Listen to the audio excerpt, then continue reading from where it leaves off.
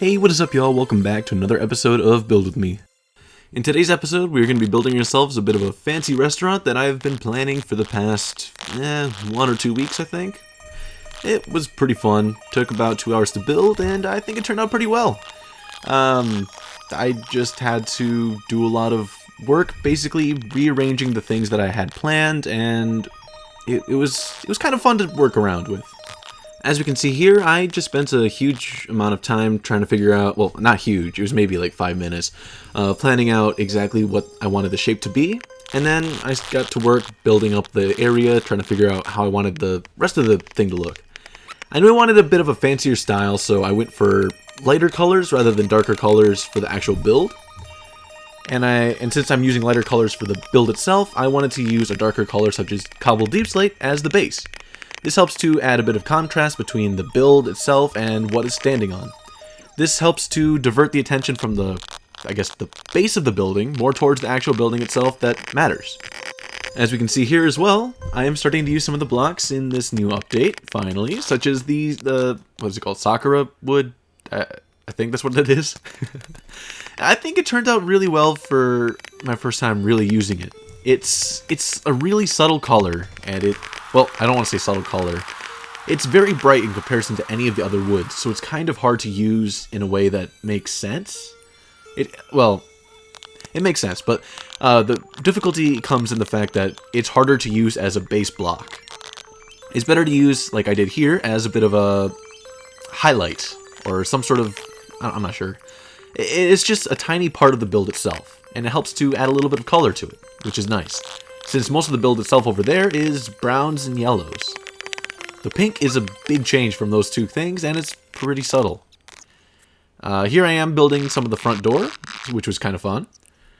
I bounced a lot back and forth between this build. Something I did here as well, which I wouldn't normally do, is the fact that I worked on both the exterior and the interior at the exact same time. Sure, my recommendation is always to think about your interior while working on your exterior. I don't always recommend building your interior at the same time. It may conflict. However, this is a surefire way to make sure that you have what you want at the very end. Basically right here, I just knew I wanted a bit of a reception area, and I wanted to figure out that part first so I wouldn't forget about it later. Here I am adding a bit of a water wall, if that makes sense. Yeah, and it looks like a wine cabinet and the reception desk. Now I'm adding in a bit of a, what are they called? Coat rooms? Yeah, coat rooms. Yeah, besides this, I didn't really work much more on the interior here, so I went back to the exterior trying to make sure I knew exactly what I wanted to do. So I figured out the stair colors, and then I'm back working on the front door again. Oh man, I get distracted so easily. Oh, this part right here was one of my favorite additions. I wanted to add a bit of a greenhouse kind of effect, with like the glass being the roof. It just adds a nice feeling to this area. At the end, we'll get to see what it looks like in slow motion, but this is pretty nice. This part right here was just me testing out a bunch of different ideas that didn't work out all the way, so here we are. I also didn't completely decorate all of the walls as I should have, but I think it turned out alright. It won't affect the build too much. It looks alright as it is. I'm adding in some of the walls to make sure I know where the rooms are. Basically the plan is for the squares that I had in the outline, those are meant to be the areas where it is outdoor dining. Everything that wasn't covered in squares would be indoor dining or whatnot. This was my way to help add a little bit of contrast between the brick and the cobbled deep slate. Oh man, we're jumping around a lot. But here we are figuring out the outdoor dining area, such as the flooring and some of the design itself, to help the exterior look better than it does now. We want to make sure that the cobbled deep slate is not the main thing here. We want to make sure that it is just a bit of a backdrop or an addition that we have to not conflict with everything else. So we're keeping with the lighter theme of the birch and the sandstone to keep up with the brick and the white, the quartz. The quartz, that's what it's called. This is just some more fencing. I think it's pretty fancy looking. If you use glass fence, this is probably fancy. So there's that. Let's see, what are we working on now? Doors. We're adding some doors. Doors are pretty nice. And I believe I'm going to get started working on one of my favorite parts of this entire build soon. But first, some of the roofing here. Here we are. Okay, this is my favorite part of the entire build. This is another bit of a greenhouse effect, but I've seen this in like this fancier restaurant before, where they have like this, what do they call it? Kind of like vine, I don't remember what they're called. I don't know, the plants go up there.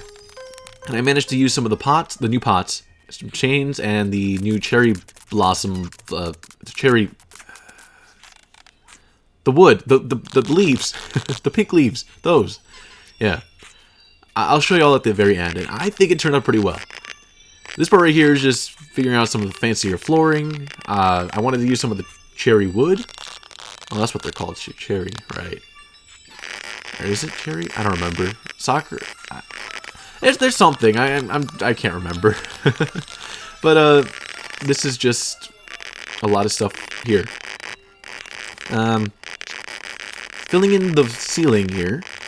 I didn't need to do this. I normally would have done a different ceiling color than the actual roof itself, but I was feeling kind of lazy, so I just decided to go with the same ceiling color as the roof itself. There we go. One thing to note about the ceiling colors that you use: the darker the ceiling, the smaller the room the smaller the room feels. The lighter the ceiling, the bigger the room feels. It's a big design tip right there.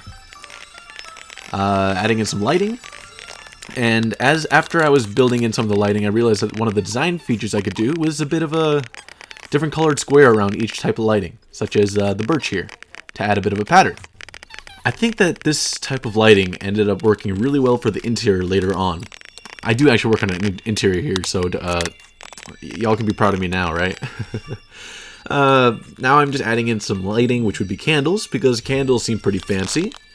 At least they're romantic, I think.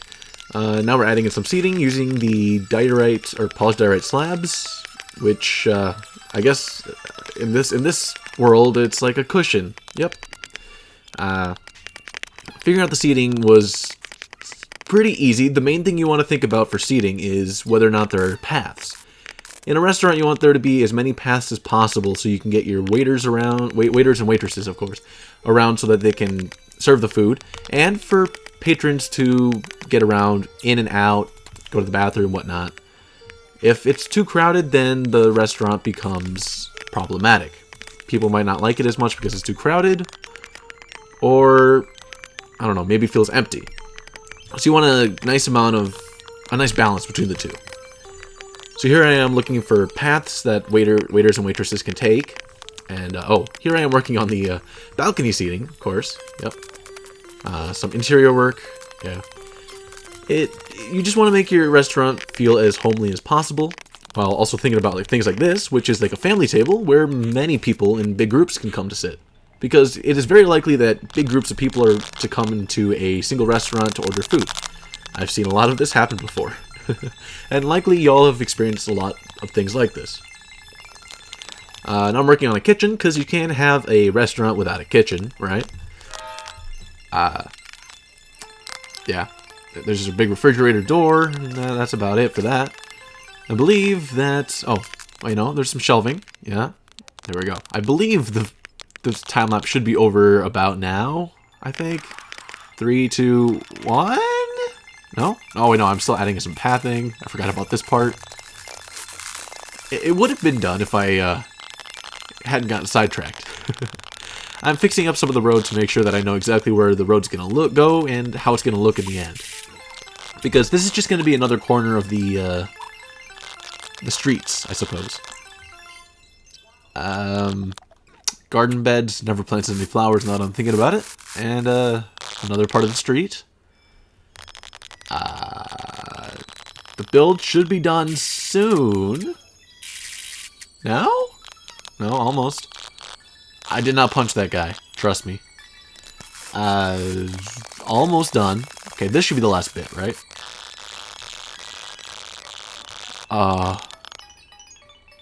Yeah, that's it. So here we are at the final product of this fancy restaurant. We have our entrance, our outdoor dining, our hallways, and my favorite bit right here, the indoor-outdoor dining. That's what I'm going to call it. Trellis? No, that's not the word still. I still can't think of it. But first off, let's go ahead and look at the, this area right here, this trellis area. I just love the feel of this. It feels so nice and cozy, and it has all that life to it. It's kind of awesome. Here we are with our outdoor dining. That's a floating tree. I did not mean to do that. We have a reception area with our entrance right here. I kind of like this entrance. It feels pretty cool. And of course, the wine rack. But of course, we have to have our coat room so we can make sure our guests are comfortable. It's supposed to be a fancy establishment after all. We have a lot of seating for as many fancy guests as we can get because we are fancy. Yeah, I think we're going to look over here with the greenhouse area that I was talking about. I really love this seating. It just feels really nice. And of course, we have our kitchen. This is our final bit to this build. I really did enjoy this build. If y'all enjoyed watching me build this, hit the like button. Helps me out greatly, and it helps to spread the video out to other people who might enjoy it. If you like my content in general, hit the subscribe button. It, once again, helps me out greatly, and it's free. Why not? Why wouldn't you do it, right? And last but not least, make sure to hit that little bell if you want to be notified of exactly when I post a video so you can be one of the first people to watch my episode. Anyways, thank you for watching, and I hope you have a good one.